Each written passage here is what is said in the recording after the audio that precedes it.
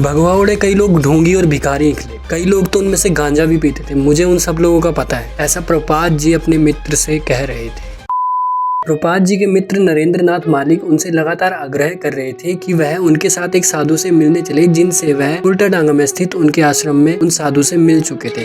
वह साधु मायापुर से आए थे और चैतन्य महाप्रभु के बहुत ही बड़े प्रचारक थे और उनका नाम था श्री भक्ति सिद्धांत सरस्वती ठाकुर महाराज। उनके समूह में अभय की राय को बहुत ज्यादा महत्व दिया जाता था, तो नरेंद्र चाहता था कि एक बार अभय भी उनके साथ चल के उन साधु से मिले, क्योंकि वह उनसे बहुत ज्यादा प्रभावित थे और वो दूसरे साधु जैसे नहीं थे। लेकिन अभय वहां जाने के लिए बिल्कुल भी तैयार नहीं था, क्योंकि उन्होंने अपने बचपन में देखा था उनके पिता काफी सारे साधुओं को अपने घर पर निमंत्रण देते थे, उन्हें प्रसाद खिलाते थे। लेकिन वह देखते थे कि उनमें से कई साधु ढोंगी होते थे, कई भिखारी होते थे, तो कई तो गांजा भी पी के आते थे।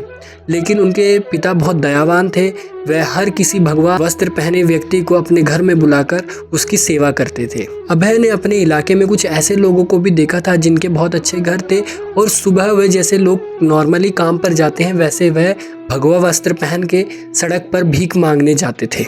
और इसी संशय को लेकर अभय किसी भी साधु के पास जाने से संकोच कर रहे थे। लेकिन उनके मित्र नरेंद्र ने समझाया कि यह साधु अन्य साधुओं की तरह नहीं है, यह साधु बहुत ही अलग है। नरेंद्र उनसे बहुत ही ज्यादा प्रभावित भी थे। नरेंद्र अभय को बताते हैं कि वे चैतन्य महाप्रभु के बहुत बड़े भक्त हैं और उनके बहुत ही बड़े प्रचारक हैं। और नरेंद्र अभय से बार बार कह रहे थे कि उन्हें एक बार उनसे मिलकर देख लेना चाहिए। नरेंद्र अभय को पूरी जबरदस्ती से खींचते हुए उनके पास ले जाने की कोशिश कर रहे थे, लेकिन अभय नहीं मान रहे थे। लेकिन फिर अभय अपने मित्र के कारण जाने के लिए मान गए। दोनों सड़क पर भीड़ के बीच से गुजरते हुए पारसनाथ जैन मंदिर के आगे बढ़े और उल्टाडंगा के पास पहुंचे, जहां पर भक्ति विनोद आसन का बोर्ड लगा था और यही जगह थी गौड़िया मठ का प्रमुख केंद्र।